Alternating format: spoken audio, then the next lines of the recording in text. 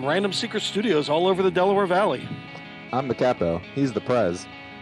And this is Sons of Ben, The pod. Adam, welcome back to another week of Sons of Ben, the pod, the quarantine chapters. How are you holding up out in your Center City bunker?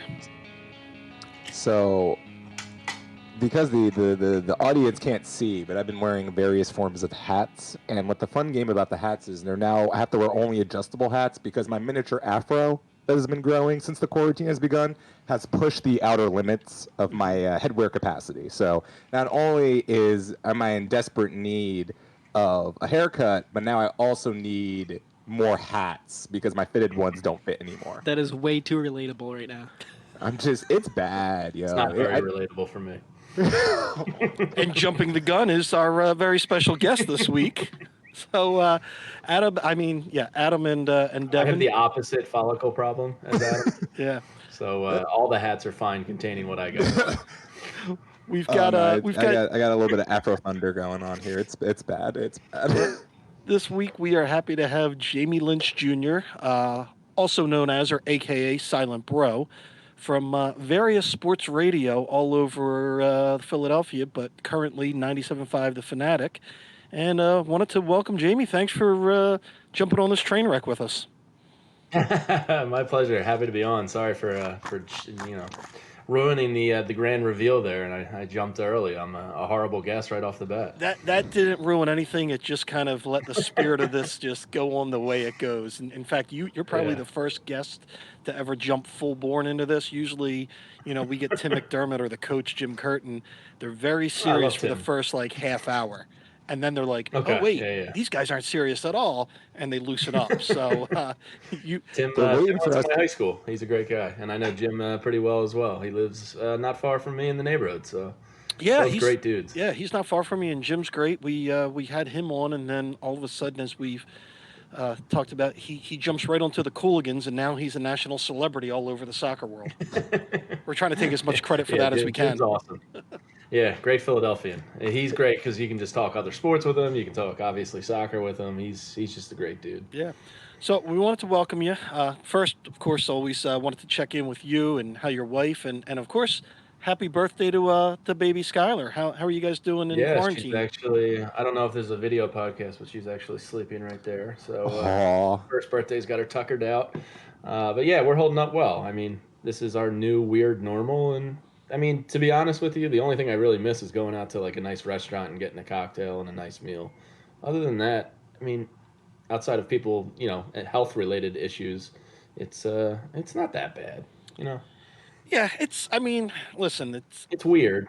I've said in the past where our grandparents fought the Great Depression, and and other generations have fought great wars, and we have to fight boredom. So it really isn't. Yeah, yeah. Call of Duty helps. The internet helps. There's a lot of good things to kill time. Yeah, but I mean, for certain things like for us, we're definitely union focused and for what you do for a living, very live sports oriented, and that makes it tough because I don't know how much more Bravo I can watch. I'm pretty lucky. My wife doesn't really like bad TV, like reality TV, I guess I should say. So I don't have to put up with too much of that, which is a huge plus. Yeah. It's fun to walk out of the apartment when the girlfriend puts on Keep It Up with the Kardashians and says, I'm calling my friends. So we can live stream it as a group. And I'm like, oh, no. Oh, I'm out of here. Oh, God. Where are my largest headphones? Yeah. But they will survive anything, the Kardashians. So it's just we have to take a little lesson on how to survive. Is you just have to watch that show. It's kind of like I said, Red Dawn and Keeping Up with the Kardashians are filed on their educational videos. Yeah. But Jamie, I wanted to get into your background a little bit. Like, how in the world? I mean, you said you actually went to a good high school where people like Tim McDermott. Yeah, why did I get into? How this did you crazy get into industry? this crazy world of sports broadcasting? Ever since high school, when I thought about what I wanted to do, I always thought I used to watch ESPN every morning, SportsCenter. I'm like, that's really cool. That seems like it would be a fun career to have. So I decided I wanted to be a communications production major. Never once thought about radio in my entire life. Graduated with a production degree. I interned at the George Michael Sports Machine down in DC and did some other jobs like that. Really enjoyed it, and After college, I traveled the world a little bit and just kind of was being a bum bartender / world traveler, which was awesome. And I got home finally for good after like 2.5 years. And my dad called me up and he said, "Hey, WIP's doing this intern contest where you can win a job at the station." And I was like, "All right, yeah, why not?" So I called up and they were like, "Ah, we already filled it, but why don't you just be our first backup contestant in case somebody doesn't show up?" And I was like, "All right, yeah, sure." So they were like, "Show up at the studio at 3:30 a.m. Monday. If somebody doesn't show up, you're in." And I'm like, "All right." So I reluctantly did it, thinking there's no chance in hell I get in. Sure enough, somebody didn't show up. So I got in the contest. I actually got fired by Colleen Wolfe of the NFL Network on the Wednesday of that week after arguing my case against another intern. And I had most of the votes, but she still voted me off. I put up a hissy fit and basically stormed out of the studio, wrote a nasty email to their marketing manager, and then Angelo actually called me himself, brought me back into the contest. And then that Friday, I won my job at the station, which meant I was a promotional street team member. I learned how to engineer broadcasts from there. From there, Anthony Gargano took a liking to me. Right place, right time. Ended up producing middays. From middays, I then went to afternoons. After the Eskin show moved on, I was in afternoons for a little bit, and then we had the opportunity to go start the first local morning show at the Fanatic, which I did, I guess, 5.5 years ago now, which is crazy, with John Marks, Anthony Gargano, and been there ever since. And I enjoy it. I really do. I mean, the industry gets a bad rap at times because there's some terrible people in it that give terrible opinions that are, hot take, clickbait crap, which I hate and loathe. And I just like talking sports in a free flowing environment where people can have respectful disagreements. And I love it. It's a new challenge every day to try and be original when you're talking about the same four topics. So it's cool. It's fun. That's how I got my start in the industry. And so far, so good. Now, see, Jamie just taking Ricky Ricardo out like that. Jesus, man. I love Rick. Wow. Yeah, Ricky's great. so the two lessons I got out of that were, if you wake up at 3:30 in the morning, you can get a job at WIP. Yeah. And if you throw a hissy fit, Angela will respect you more. That's kind of what I was taking. Well, out I think of he that. knew I was right. So they put us up against each other to basically debate why we deserved that spot. So I spent the whole night with my father, who's been an attorney, formulating my argument. I wrote down I came prepared. I wiped the floor with this dude. Hugh Douglas voted for me. I think Angelo and Al voted for me, and like Colleen and somebody else didn't. So I won the vote, and rightfully I was pissed. I just got up from the studio. I stormed out. I slammed the door. And then I called their marketing manager, and apparently it worked. That worked, Here I am. yes. Yeah. Well, if you were married to Gonzo, you'd be angry in the morning too. So it's probably Colleen Wolfe's excuse, Yeah. just to wake It's up. funny. To that. I always She's bust Colleen's balls because I keep in touch with her, and I'm just like, "Hey, remember that time you fired me and my career almost didn't happen? Thanks."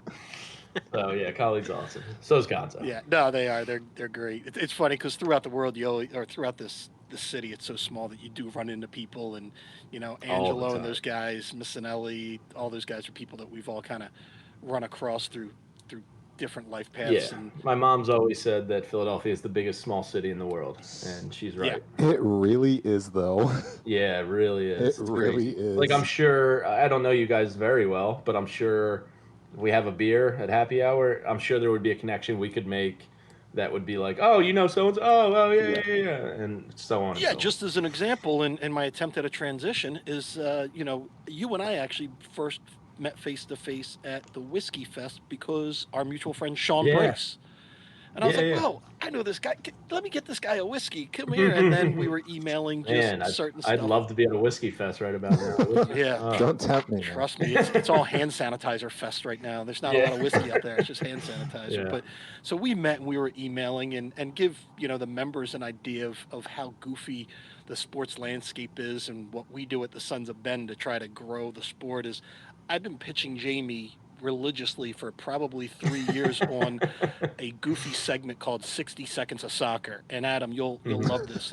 It would be me calling in on, say, like a Monday or a Friday, the morning show, and then I would just talk to Jamie, and him and I for 60 seconds would basically hijack the conversation. So Farzetta and Cooney and back when Trey was there would be like, wait, we have to listen. It's What kind the of hell are like you guys talking Goodfellas about? where you lock the door and you're like, now you guys can't leave. And Yeah. we'd give each guy like, you give Cooney a team. You're like, all right, Crystal Palace is your team because they're owned by that horrible Sixers owner, and you're stuck with him the rest of your life.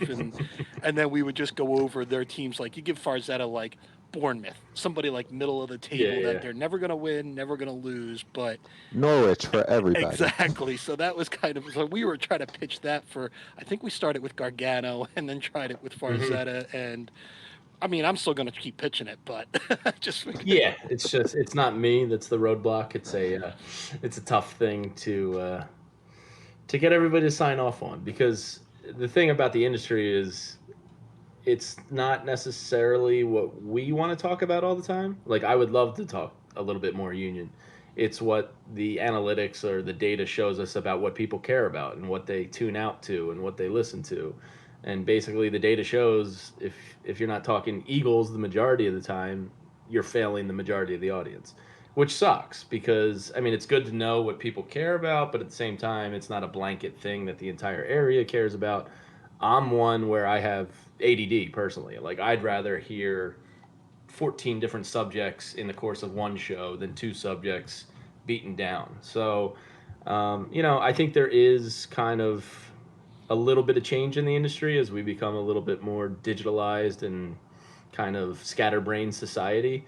But we'll see. It's a slow tide, that's for sure. Oh, And like you've worked in the industry long enough to know it's like when you do a lot of radio, let's say back in like 2012, 2000, Mhm. even like 2010, a lot of it you replay it or you rehash the same topics because not Yeah. everyone's getting in their car at the same time. Exactly. Yeah, So there's so you're many like, people. You have to assume, I mean, basically, from all the radio analytics and, upper management that give us this stuff, it's like basically the average commute to work is 25 minutes. yeah, And, we work off of more or less that. And it's like you kind of have to keep resetting and bringing it back because you never know who's getting in the car at any given time. So it's a tricky balance. But for sure, if I can barely get the Flyers talked about, yeah. the union's going to be tough. And it's Oh like yeah, now and same with with this era Premier of League or podcasts we Bundesliga. You're have. like, how are you going to cover this sport that Yeah. your Yeah. traditional 4-for-4 people Mhm. haven't adopted yet, and you don't know Yeah, if and they ever Adam, you're will. right. I mean, in the age of podcasts, if somebody wants union information, they can come to you guys. If they want Flyers information that they're not getting on the radio, there's another platform for it now. Yeah. So, it's a great thing that there's so many options for people now. Do you feel like you have to change, like as the on or as producers? Do you feel like you guys are a talent? You have to change how you do a regular radio show now because you know a good chunk of what your show is going to be either simulcasted or podcasted in a way where someone's going to listen to the whole thing and not just the bites that you're used to. Have you seen a shift in that, or is it still kind of the same? A little bit of a shift, but there's nothing major has Mm-hmm. shifted in that way. Like it's still we have more data and more analytics about what people care about when they tune in, when they tune out, that type of Mm-hmm. stuff. But it's not like a major shift. You still have to play the hits, as they say in the music industry. Yeah. So the hits mostly for us are Sixers and Eagles. So if you're not at least weaving in and out of that throughout the show, you kind of are told you fail. Unfortunately, advertising and capitalizing on the most amount of people listening at a time is the end goal. Yeah. Not exactly what we want to talk about each time. So it's a fine balance. I think there should be a little more change than there has been. But obviously, I'm not an advertiser or salesperson that's paying my salary, so I kind of have to, play the game there a little bit. Feel ya. So I guess my question is with the analytics. Then what's the feeling of the necessity of always having the Mitch from Manayunk or the Ronnie from Roxborough constantly The calling? repetitiveness of callers. Just because I know I will flip a channel is if I'm in my car as Yeah, soon as a certain you're not caller alone. comes on, you're like, you got to be kidding me. I'd rather hear the host bitching about the second round draft pick than, this guy. You don't miss Mitch from East Windsor. Oh, we'll still call occasionally. Mitch Don't from East worry. Windsor. Oh yeah. It's weird because like every show's different. Obviously, like the Mike Missinelli show relies more on callers than we do in the morning. I think in the morning you have to be a little more waking people up, not beating down the same topics. So we have a little more freedom to be a little more spastic in topics. So we're not caller driven per se. Like the three of us enter the show every day going, all right, we can knock out 4 hours easy with what we've got, what we've prepped. So we don't need callers, but at the same time, the medium exists because it is talk radio and it is a community type of thing where people can join up and share opinions, differing or awful, whatever they may be. But the numbers are less than 5% of all sports radio listeners call. So when you think about that, it's kind of crazy. And then you have your guys that will call almost every day. And, there's a lot of times where I have to tell people, like, it depends. The old station, we used to have a policy where it was you had to wait 48 hours before you could get back on.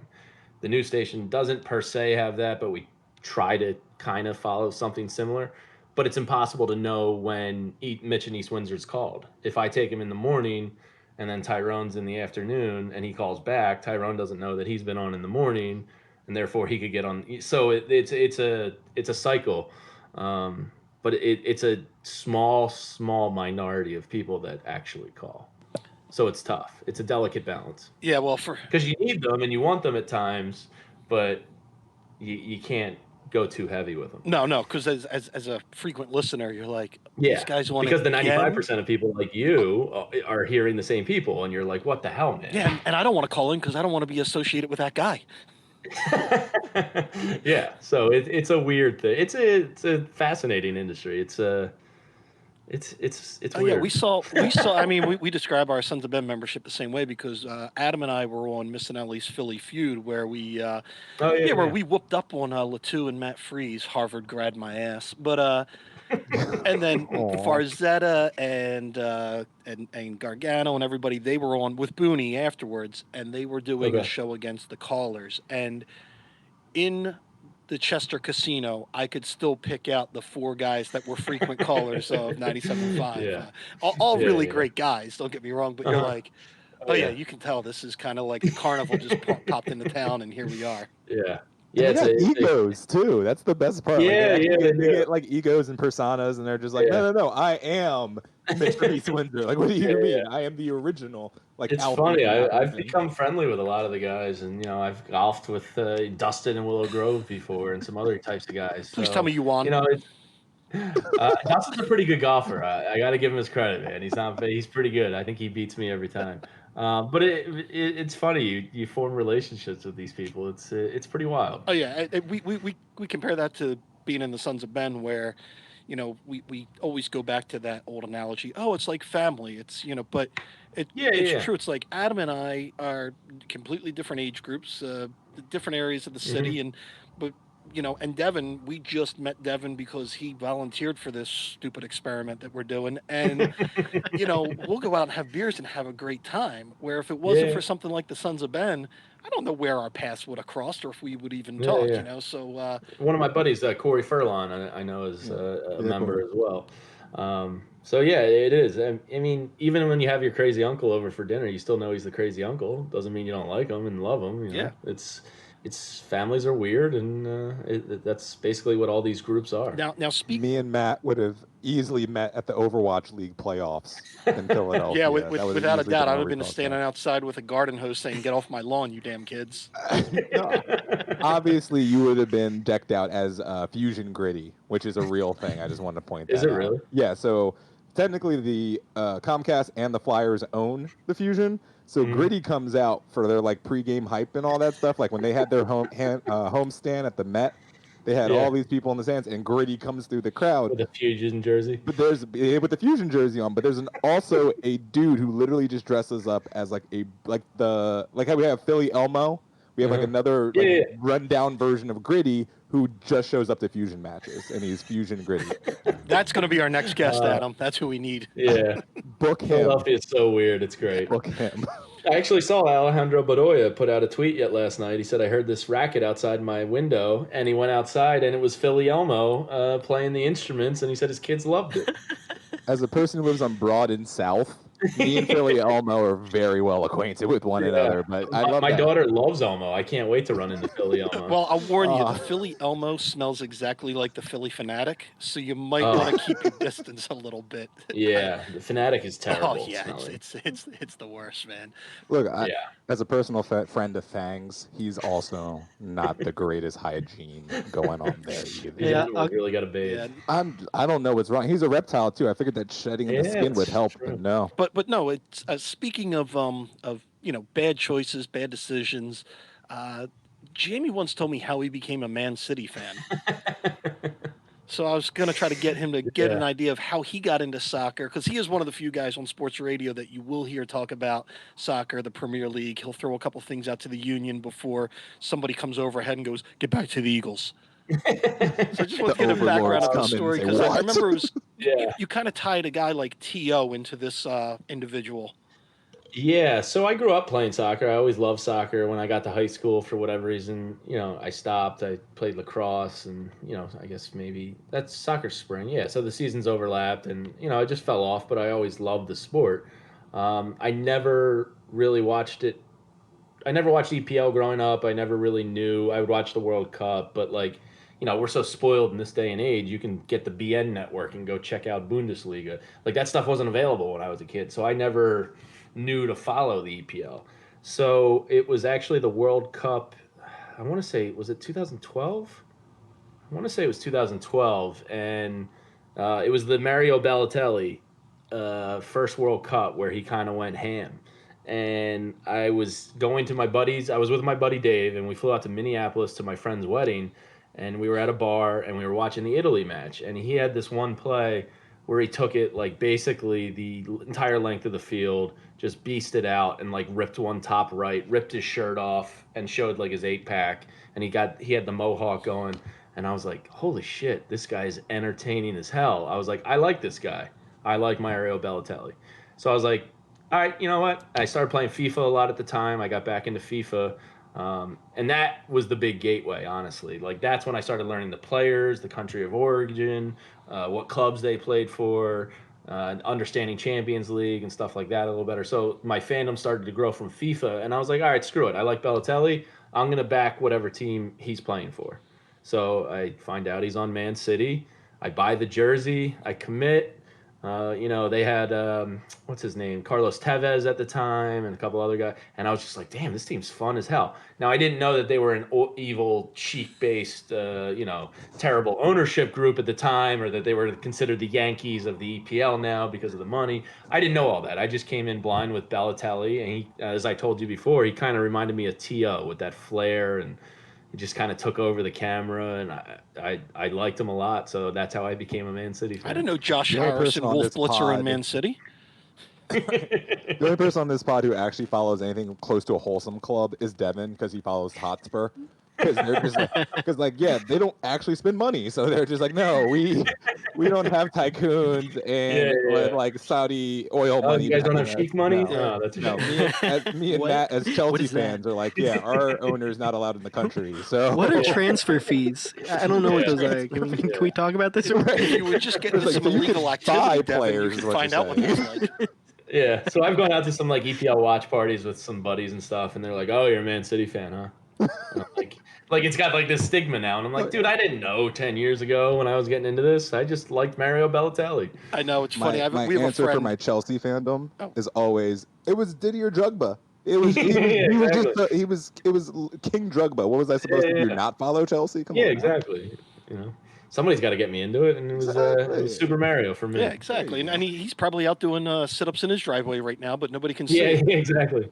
I don't follow him as closely anymore, but by the time he left, I was already fully committed with the gear and everything. I'd watched, enough of the games where I was like, all right, I didn't realize players really change teams like every 2-3 years here. So I guess I'm committed to the team, not the players. Yeah. So. Well, It's the Balotelli to the Union hashtag. Yeah, I love that weeks, river. man. That would be it's great. the sponsor on the front, not the name on the back you support.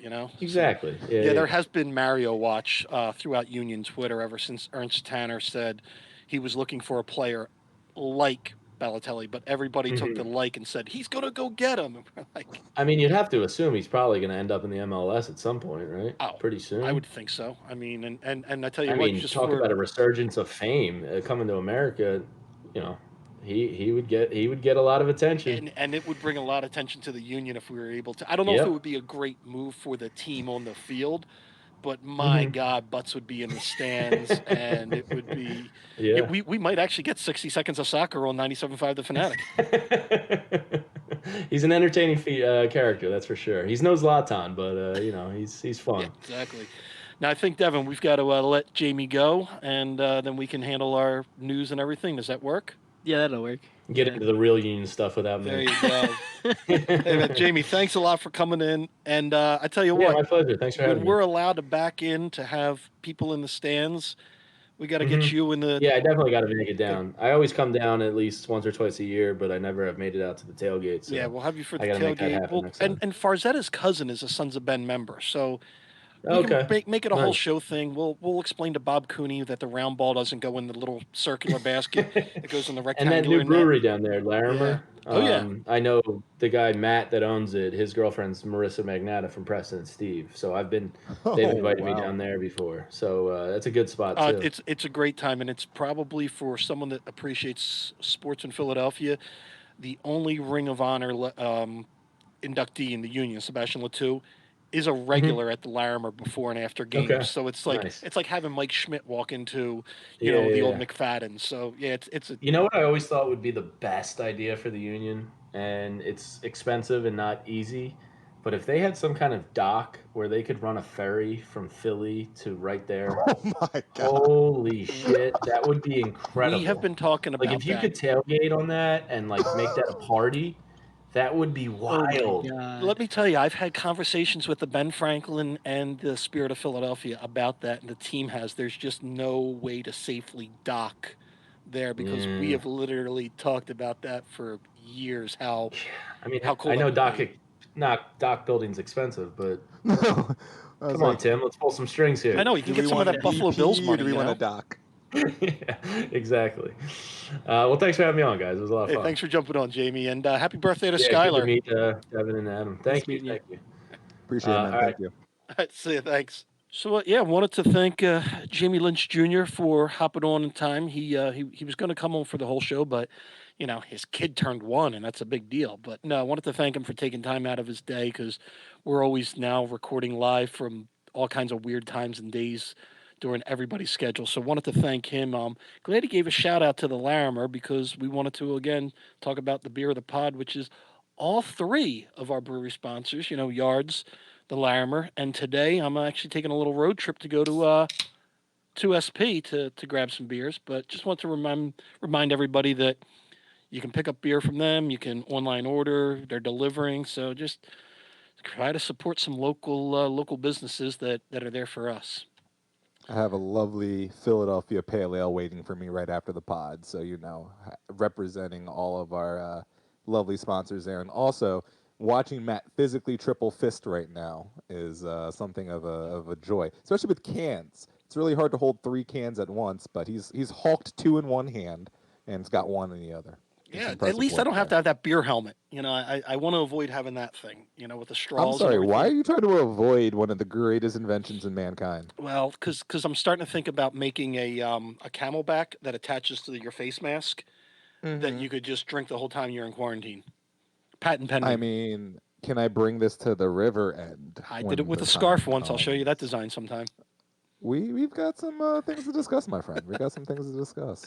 Now, speaking of drunken union behavior, little Sons of Ben news: the Union Zoom, drunken Union Zoom, has been going on by a couple Union fans, Sons of Ben board members, and they're going to do another meeting this Friday. And last week was pretty interesting. Adam and I attended, along with people from Views from a Bridge.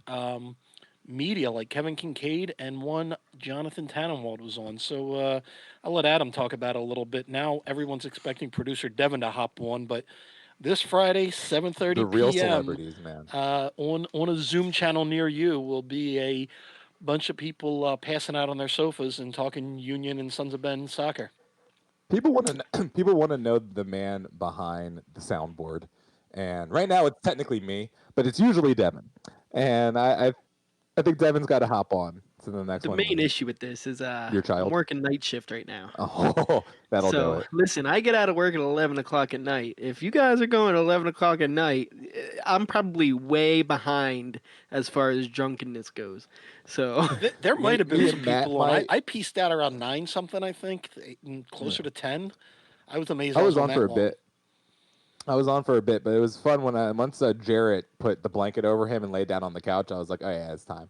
It might be time to yeah, wrap this it's one up. usually a good time. Yeah, He yeah. was a trooper, but it definitely seemed like he went hard to start, and the finish was not as he was ready to crash. I No, think in the he final needed an figure. El Seno substitute to come in for him. Right.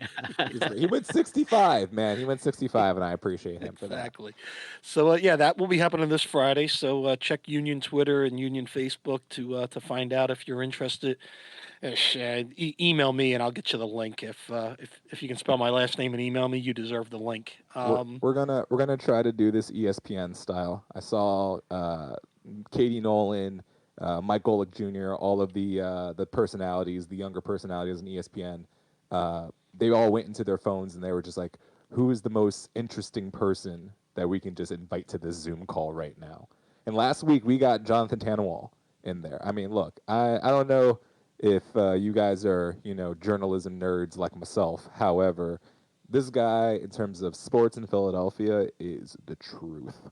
Between his knowledge of Big Five/City Six basketball, soccer, internationally, locally, it is unmatched. So to have his mind, to pick his brain for a while about some of the topics, about some of the things happening in the city right now, was a treat. I literally, I was like one of those kids. I had my face on my hands. I was just like looking at him longingly. I had my eyes were aflutter. It was intense. I And, enjoyed it. and it was unfiltered. It wasn't, an editor over top of him holding back his opinion in print. It was unfiltered and Kincaid. So no, it was fun. I'm looking forward to that. Now, but there's not a lot of union news, but I guess we should wish the captain, oh my captain, a happy belated birthday since yesterday was his birthday. So happy birthday, Ali Bedoya.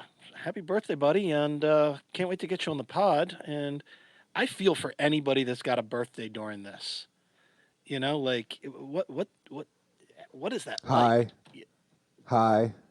Remember when I did a pod on my birthday too? Yeah, It was a that's why I pod brought it up. in a quarantine on my birthday. No, it's look, man, and it was my 30th birthday too, so it was a whammy of like people apparently take these birthdays seriously. I've never been one to, but to not be able to like, I had to talk to 70 people on a Zoom call. Actually, you know what? Birthdays and quarantines are more stressful because you're in one spot. People can pinpoint you, so like, and they know you ain't busy, so they're gonna call you and they're gonna bother you, and you can't. There's no excuse you can give. There's no like, I gotta run, my friends are getting me shots, or I gotta go, I got dinner. It's like, no, you're in the house, you're by yourself. Yeah, you Every ain't going family nowhere. member, you ain't going nowhere. So everyone calls you. So for the entire day, you can't even get comfortable. You can't even really start drinking until like an appropriate hour because like grandma's gonna call you at 6:30, and you're just like, I can't be slashed for that. I mean, come on now. There's the most introverted aspect of a birthday in quarantine. Look, man.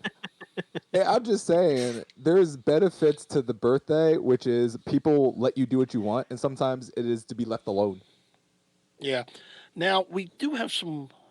I don't know if is it good news? Is it just news? Are we reading too much into it? It's news. But so a couple things are happening now that you're like, oh, we might see some sports in our near future. So it looks like in locally, New Jersey and Pennsylvania are both opening up parks and golf courses Friday, Saturday, respectively. Um, there's debate on the Premier League of when they're coming in. So players don't want to play during the coronavirus, but then there's teams like Chelsea just called back every member that had permission to go overseas to quarantine in their home country. They called them back and like, we'd like you back in England by May 3rd. That way you can have a 14-day quarantine period because, and you read between the lines that there might be Premier League within 17, 18 days that they would start practicing again. So there seems to be maybe some glimmer of sports coming back, but then there's other glimmers like PSG was just crowned champions of the French league without finishing the league. So there's that. I have to ask this question. I'm very serious about this question. If Liverpool had already secured the title, would the EPL come back? I'm gonna go with no. I would say Because yes. And go ahead. I feel like they'll probably try to play like 4 more games, so Liverpool could take the title, Yeah. and we'll end it there. And better question, if it was like a normal, like not to disrespect Liverpool, but if it was like Man City or Man U or like Chelsea up for the title, would they just not have automatically gave them the title? Because it's or would they have scrapped the season, knowing that those teams have already won? Like I'm literally thinking the EPL is doing this solely because Liverpool is in this really unique spot. Here's where I'm going to riot. Here's where I'll disagree with you, and I'm going to quote one of your favorite philosophers of all time. Cash rules everything around me. Oh man, when you hit me with you did come out with the greats there. Yeah, so I think because TV deals and all the money that's involved with this, that they don't care about Liverpool winning the league. They don't care if the Little Sisters of the Poor were coming out of like the third division to win the league. They're like, we need the money, and that's what I think is going to motivate that. Just like it's going to motivate any of these sports, because think about it. In reality, the safest thing to do is not have any sports. Don't have people in stadiums. Get through this. You take a timeout for a season, but because there's so many dollar bills, y'all, in this, that they're going to try to somehow fulfill those TV contracts. They're the third richest league on the planet, though. No, like, but Tottenham isn't. No, it's not Tottenham. But like, hey, listen, there was a report the other day that Tottenham. I'm pretty sure it's just because of the stadium, but Tottenham have the most net worth out of all the Premier League clubs. But look where that's got them. Because you don't buy players, so you don't spend money. So when you hold all the money, your net worth increases. It's also one of the reasons your the Union haven't homegrown. Yeah, the Union haven't had to take pay cuts because they don't have a $10 million player sucking up all that money. So you are the Philadelphia Union of the Premier League. I really hope you realize this. That is, I'm fine with that. I mean, it's good. It's not a bad thing now because I believe the Union are now going to stay at the upper echelons of MLS because of this system is now working. But yeah, you guys don't buy anybody, so of course your net worth is good. It's also that giant toilet bowl you guys play in. Yeah, bet it. And I think you've got a Wahlburgers in there, so they're just person has argued money. on that point. Not one person from Tottenham has said that does not look like a toilet bowl. So there you go. Now, speaking of Tottenham, I mean, this is breaking Tottenham news, Adam. Did you hear Devin's favorite manager, the Punch, is going to be working for the Saudi government? All right. Oh wait, I'm sorry. Wow. That's Newcastle. He's rumored to be going to be the next manager of Newcastle. I'm sorry, Devin. I thought he was going to be the ambassador of the Saudi government. He's going to work for Newcastle. He still should be the manager of the Tottenham Hotspur. They panicked and they got Jose Mourinho, and this is what you get when you get Jose. They got the special one. And you know what? He came out this week, and I think every Tottenham fan was like, yes, because he came out and was like, I think one day, eventually, I'll be back at Tottenham to complete what we didn't get to do. And it's like, that's a fucking manager that loves the team. Like, you love the fucking team. And he's almost scorned. Because it's like, he's like, I'm sorry, I took you guys to a Champions League final? Yeah. And y'all just the way he got sacked and he still wants to come back, like, just bring him back. It reminds me of Letou right before when they traded him the first time, and he's like standing in that bar, and he just looks so like I don't want to go. I don't know why they did this. This is really upsetting to me, and they should fix this. And that's Pochettino, just like you guys, we were this close, like to being the greatest team literally in Europe, and then you just yanked it all away. But we lost a few games, so and then Mourinho came in, and we still lost games. So and it's 6 degrees of Kevin Bacon here. It's basically Jerry Krause and the '98 Bulls, where it's just like no matter what happens, we're firing Phil Jackson after this season. I don't know what to tell you. Like we could win the championship, we're still firing Phil Jackson. Oh man, you had to bring that up. That's been another Sunday night mission I have to watch all the time. There's nothing else to watch, mate. Like, you're acting like we have this smorgasbord right now. Listen, I've watched. First of all, the Sunderland series was great. That was great. I actually finally got think- around to that.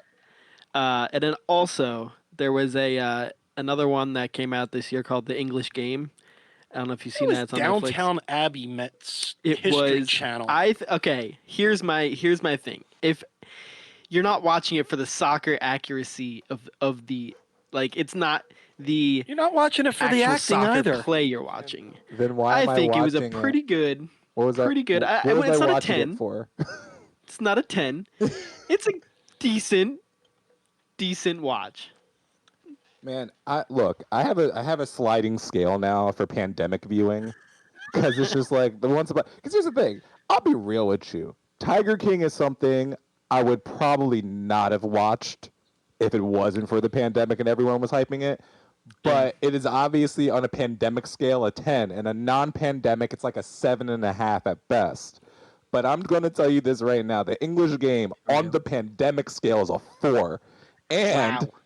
When it's not like I'm a person who's starved for a good, like even a drama around sport. But Jesus, man, that thing was just. He was right. It's Downton Abbey with a little bit of kicking. Right. The Tiger King, I'm glad I experienced it. I have fond memories of it. The English Game, I wish I blacked out during. I watched it. I kept watching it, but I'm going. All right. Is there any of our listeners here that agree with me? Let me know I'm sure because you I got don't like know. 3. There's probably 3 of us. There's 3 of I'm us. sure the producer of that show probably listens to us and is going to say, "Yeah, it was great, mate." It was awesome. No, honestly, It wasn't awesome, but it was a decent watch. Look. If you're whittling down on things to watch, I'll agree with you. It was a watch. fair. And no, it's if you're whittling down to things to watch, and you've literally watched every soccer-based piece of media, including Shaolin soccer recently, then I would go watch the English Game. Listen, The Karate Kid Bend it was a like better Beckham. soccer movie than The English Game. Okay. So real quick, they were talking about the movie Happy Gilmore, and someone wanted to argue that Happy Gilmore was partially a hockey movie as much as it was a golf movie, because the first quarter of the movie was specifically about hockey. What did he use as a putter, Adam? A hockey stick. Yeah, so it could Is be it a valid. hockey It could be movie said. or is it a golf movie? It's more golf, but there's some hockey overtones to it. See, like for me, the Mighty Ducks movie is a hockey movie with some, like, depending on which Mighty Ducks is either classism, urban gentrification, or geopolitical ties into whichever Mighty Ducks it was. Like D2. You're now getting into the X's and O's of movies. I'm just saying, look, listen. D2, Mighty Ducks, us fighting the Icelandic people felt really geopolitical in that. And then when they go to boarding school, that felt like classism right there. I'm just saying, look, they were tackling multiple levels in these great movies. What about the fact that is it the goalkeeper is on meth or Goldberg? Yeah, who's the Philadelphia representation too. So we want to keep it on brand. Goldberg. So you're basically saying it's Kensington Goldberg calling on line 1. All I'm saying is the first part of the movie where Gordon Bombay shows up and is really about not coaching these kids. Goldberg wants to let him know that him and his folks are moving back to Philly soon, and then he never moves back to Philadelphia. But always wears a Flyers jersey throughout the series. We have gotten deeper into the Mighty Ducks franchise than even Disney has with naming a team in Anaheim after them. This quarantine is really taking effect. Paul Correa was the truth. I actually wanted to talk to Jamie about the fact that he said when he was getting into FIFA, I was like, that's hot. That's kind of how I got into the NHL. Where like I went to a couple of Flyers games as a kid. Like I went to a couple of playoff games like '98 where the Flyers were playing the Penguins or the Rangers. And then my mom bought me a Lindros jersey. But what got me into the sport was like I got NHL '99 and I just learned everything. Like I just became a savant through all of that. And I was just like, yeah, Sergei Fedorov is the truth. What do you mean? So we've learned that Adam likes video games. That's a new revelation. Do you want to know the Overwatch League schedule for the Fusion coming up? Yeah. No Overwatch gritty, we really don't. I just want you to become Overwatch Fang. Oh my God! We please could get some money Don't up to tempt get me you with like a a good time. Fusion Fang. There you go. Fang? Fusion Fang That's would gotta be. happen. It's got alliteration. Don't tempt me with a good time, my friends. Look, all I'm saying is in a world where we got nothing, and I mean nothing to watch, there is a bunch of Korean, one Israeli, and I think one dude's from Spain playing for you right now, beating up on the New York Excelsior. So feel good about that. And Philly Goldberg couldn't make this Overwatch team to represent. He's in jail. What? Pretty He got sure. Wi-Fi in jail? Come on, man. It's restrictive. Depends on if you're at Club Fed or not. I think Martha Stewart would have gotten Wi-Fi in the modern era. I'm not gonna lie.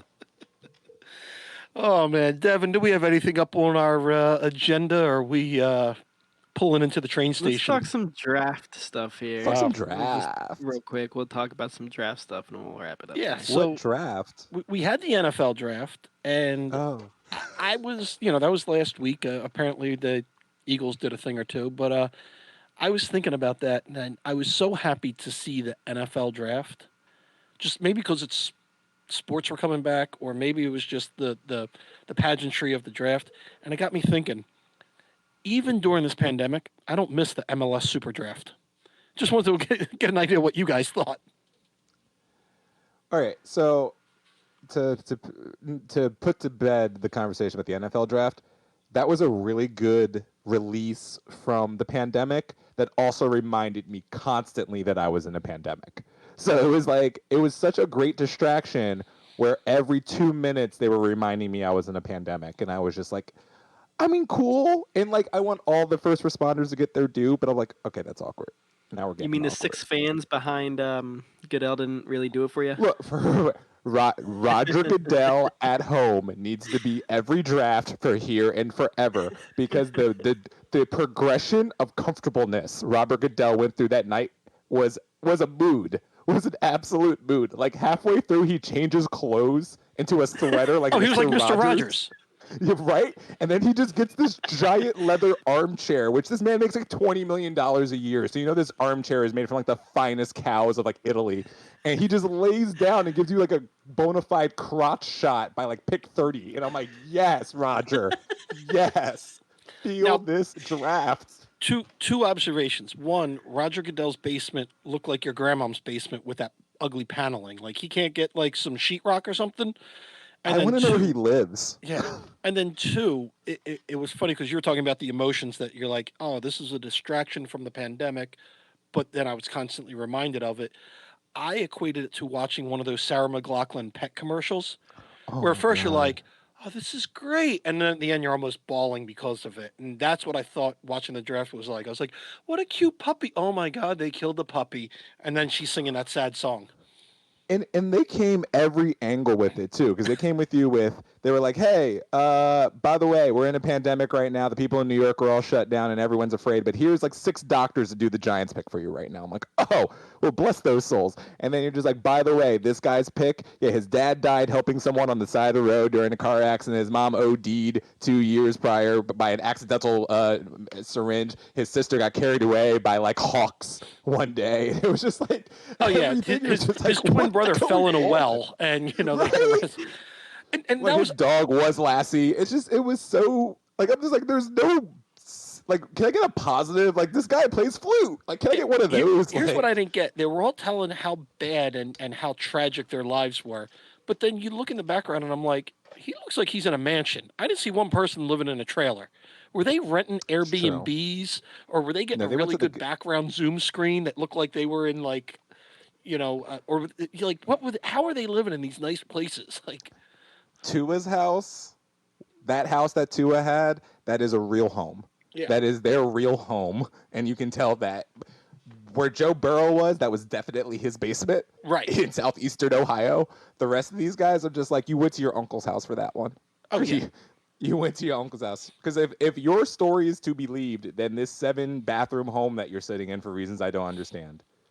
Also, really, if we're going to talk about home, Cliff Kingsbury's Pornhub style, like, straight up cocaine palace that he has somewhere in Arizona. Devin just started Googling. Yeah, Did you see this? Devin, look at this. Cliff Kingsbury's draft setup looks straight up out of Narcos. Like, you're just like, who has this pristine white home with these floor-to-ceiling windows? And it's just like what? Like, he just became a coach. Was Texas Tech paying him that much money? The houses are cheap in Texas. I don't know, but I was judging the general managers harder than I was players and stuff on where they lived. Sure. I'm going, is he like in like a broom closet in his house? He's a GM. He should have some money. Like, and then other guys are on the lanai. You're like, whoa, that's very nice. Right? No, my two favorites were Jerry Jones on his yacht, which looked like he was in a freaking he looked like he was in a movie theater. But like a really white movie theater for some particular reason. Yeah, but and was he like, recycling like? You know what this looks like? This looks like a map from like Call of Duty. Yes, Klingberry. Yes, it looks like one of those giant houses where you could straight up run paintball through. Like he has if you put up obstacles in there, there would be sight lines. This is how big his home is. Yeah. This Kingsbury's house is incredible. But no, what I was saying is the greatest combination was you had Jerry Jones's yacht. With all of this, with the Cowboys embroidered on the side of this thing, and it's all this crisp white leather, and then you had Bill Belichick's Nantucket home. Oh yeah, and it looked like everyone's beach house home, where it's just like that little tiny room with this it's like if you had one of those shore houses, it looks like a regular ass shore house because you can't get a big house on Nantucket. It's a tiny ass island, but it's just like Bill Belichick's like, yeah, I went to Nantucket for this bitch. I ain't even staying on land. I'm not even going to the mainland. I'm all the way out to sea, right? Now the other thing I was confused with Jerry Jones because he's on his yacht. Why did every other shot have a different middle-aged prostitute sitting next to him? Wait. There was that blonde, there was that brunette. Like, were they assistants? Were they from the Bob Kraft train? Like, is he married? No, he's married. He's married to Botox. He's not married. He's got kids. Is he married? He might have been married. I don't think Jerry married no more. I don't know because I'm just like, does he have a wife? And where's Mrs. Jones? Is she okay? Yeah, like I said, it was like every pick. I'm like, wait, I thought there was a middle-aged brunette next to him. Nope, it's a middle-aged blonde next to him. Oh, he just was bringing out accessories, And because we were doing the drunk union thing during the beginning of this, I missed where they gave us the location of this yacht. But I'm like, Dallas is pretty landlocked. So where are you, Jerry? He's probably was he just in the Gulf of Mexico somewhere on this boat? I had several questions about that because I was thinking to myself yeah, if you lived in Houston, I could have maybe have gotten to the fact that you were on a boat somewhere. But you're in North Texas, so why are you? And you're from Arkansas, so where is this boat? South Padre Island because it was spring break. I feel like $250 million yacht. That is the boat. Whoa, I'm sorry, what? The Miami area is where it's located. Port Miami. So he was all right. So first off, he wasn't even in Texas. He was in Miami on his yacht, this cowboy decked out yacht that is worth more than the endowment of St. Joseph's University and LaSalle University combined. That's not even a joke. I looked up those endowments yesterday. And somewhere Jimmy Johnson was probably on his fishing boat trying to torpedo Jerry Jones's mega yacht. That's not a yacht. That's a home that also floats. It's an apartment building. That is more. That is not a it's boat unnecessary. Anymore. That's what that is. You spent 9. You want to turn it down if you got it down. Boat. 9 figures on a boat? What are you even doing? Where do you live otherwise? What Romans is nicer. Like? Roman's got a nicer yacht. You have that, man. If you have that much money and you can't make the Cowboys win anything, how frustrating can that shit be, man? Imagine being a player and trying to negotiate. What? It's like you own a fucking $250 million yacht and you don't want to give me $1 million more. That's why they can't pay Dax. I'm all right with that. Yeah, Dak Prescott's like, what do you mean you can't give me $300 million? What are we talking about? So all right with that. Well, I think Ryan Clark got on a couple years ago. No, it was Dominic Foxworth got on a couple years ago, and he was on the Lebitard show, and he said, I was negotiating with Jerry Jones. And I was just, and then, you get a lot of respect for these individuals because they're like all these titans of industry, and they have all this money, and they got all this clout and all this. And you're like, God, these guys got to be some of the smartest people in America. And then he just sat down with Jerry Jones, and he said, I am so much smarter than this man. I don't know how he has done this, but I am so much smarter. One last thing about his boat here. It can accommodate 14 guests plus a crew of 30, which is 2 crew members per guest. And features amenities like a full-size gym, a spa, and 2 helipads. Because why? So you can have, why not one? You need 2. You have a boat that you can put 45 people on that also has a gym and a spa. Look, man, capitalism is a mother. I don't know what to tell you. Like, Botox ain't easy to come by. You need helicopters of that crap coming in. Yeah, I mean, look, he has. I think is Dallas still the most the highest rated sports team in the world in terms of profit margin or something? Like, are they the most valuable team in the world still? Here's how I'm going to answer that for you in true spirit of this show. Yeah, Adam, get back to the Eagles. Well, the 4th most profitable team in the NFL, the Philadelphia Eagles. Let's not even talk about Jeffrey Lurie and his supposed yachts that we don't see. Jeffrey Lurie is actually very thankful for owners like Dan Snyder and Jerry Jones being in his own division, because then we don't see the ridiculousness that he gets into. Oh yeah, just being a weird philanthropist himself. Yeah, well, he's on the. I want to say him and Sugarman are the same, where Jeffrey had some money, bought a team, and now he became very, very rich. Where now Sugarman's had some money, and all of a sudden the value of MLS teams is getting higher and higher. And he's like, "Oh, this was a smart investment. I don't have to spend a lot of money, but I'm going good." So, is it to the point, real quick? Is the most trusted owner in the city of Philadelphia Comcast? Yes. I don't know. Ask any Flyers season ticket holder whose tickets have constantly went up every year. I don't know if. But I mean, I'm looking at this right now.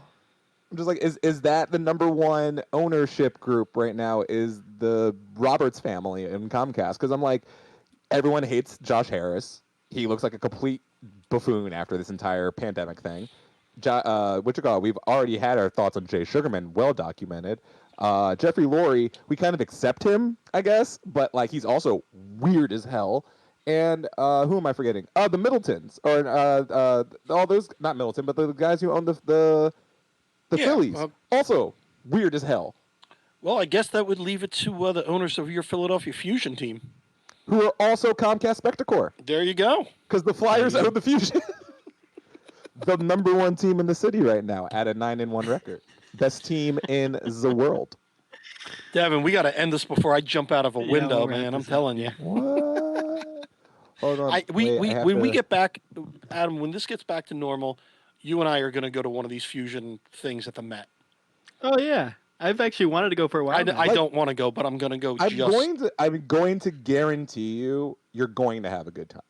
I'm promising you now, you're going to have, especially a much better time than you would expect it, but you're going to have a good time. It is the Cowboys. Guarantee. That's a big guarantee. The Cowboys are still the most valuable team in the world at $5 billion. That right behind Tottenham. Explains the yacht. Tottenham's following up. Well, everyone can thank the most profitable moment in racism ever, which was Donald Sterling talking about Magic Johnson, and then Adam Silver forcing him to sell his team, then somehow making the Clippers worth $2 billion. So then every other sporting franchise in the world was like, well, if the Clippers are $2 billion, the Yankees are just like, well, please pay us every bit of dollar you've ever given us. We're now a $4 billion franchise. What do you mean? The most profitable racist moment in the history of America. And really the world, honestly. Not sure if that's the most racist moment in the whole history. There were some things in the racist. 1700s, 1800s that happened, Adam. I'm saying the most fiscally profitable racist moment in the history of possibly the world is when you made the Clippers a $300 million franchise worth $2 billion overnight. Right now, the whole cotton industry is going, thanks, Adam. Right, yeah. Yeah. Look, if you charge for inflation... We have got to end this before we all go to jail. But this is turning into a Mel Brooks film. The socioeconomics of the cotton gin cannot be undercut. Oh, guys. Well, it's always good to see you guys on the camera. It's good hearing from you. Of course, we got to thank Jamie Lynch Jr. for being a guest on this. I'm sure eventually he's gonna hear this thing and go, "What did I get involved with now?" But no, I wanted to thank him and looking forward to bringing him out and getting that 60 seconds of soccer put on 97.5 The Fanatic. Can't wait for that. That's gonna be gold, Jerry, gold. Look, man, when we get back, they will be so starved for content, they might even give us a full 120. Wow. Yeah. I'll take 90 seconds, man. 90 seconds. Split the difference. I'll I take feel you on that one. 30. Give me 30. Look, Anything man, is better don't than don't you undersell us, Devin. All right, we already got a 60 established. Don't say we'll work for less now. Yeah. All right, guys. Thanks a lot, and everybody out there, stay safe and wash your hands. Wash your hands. Sexy season.